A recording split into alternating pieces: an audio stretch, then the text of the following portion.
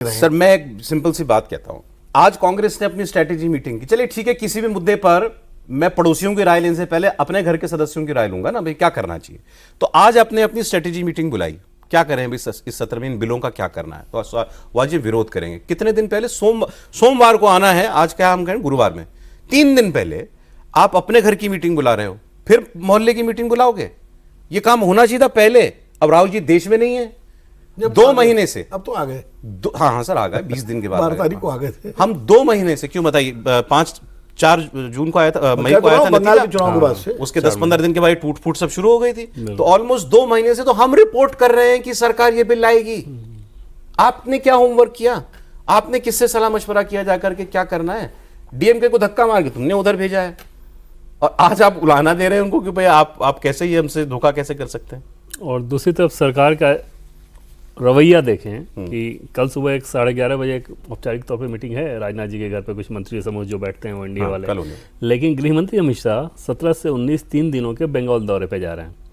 20 तारीख से सेशन की शुरुआत हो रही है, 19 तारीख तक 17, 18, 19 3 दिन वो बंगाल में रहेंगे। मतलब क्या कि इस सेशन को लेके जो होमवर्क किया जाना था वो ऑलरेडी काफ़ी वो कर चुके हैं पहले ही।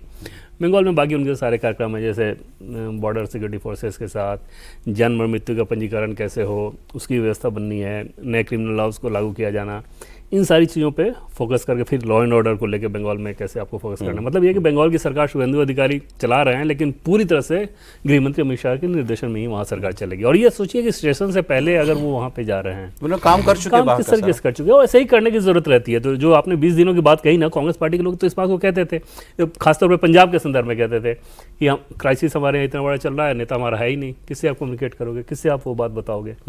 दूसरी तरफ आपने देखा होगा कि जबकि उस मामले में उनका से नितिन नवीन जी वो काम जम्मू से भी कर सकते थे। जम्मू में उनको जाना था, एक तो युवा संवाद करना था, उसके बाद उनको माता वैष्णो देवी के दरबार जाना था। लेकिन जैसे ही पता चला कि बांकीपुर के कैंडिडेट में ये समस्या आ रही है, 5 घंटे भी वहाँ रहने के बजाय वो भाग के वो दिल्ली आए थे। बिल्कुल। तो ये अर्जेंसी होती है कि अगर पार्टी के सामने कोई भी उस तरह का मसला आए तो आप भाग के आइए, बाकी नेताओं से बातचीत कीजिए, फिर जो भी आपको।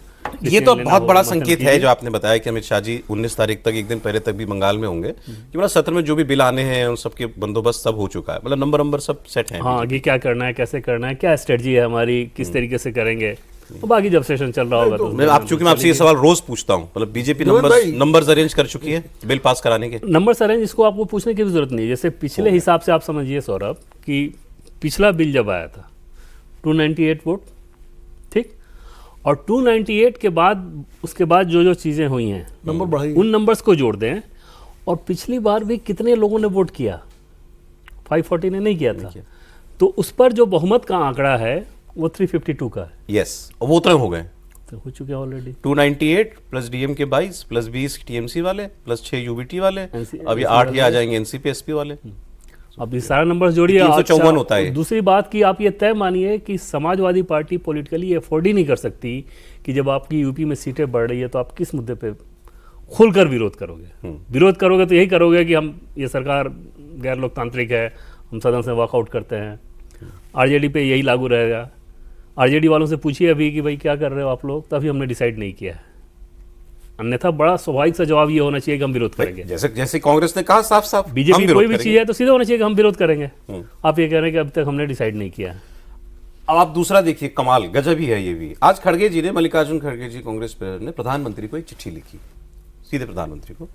उन्होंने कहा कि हमें, हमारी जानकारी में आया है कि ये बिल जो अप्रैल में गिर गया था डिलिमिटेशन का, इसको सरकार दोबारा लाना चाहती है।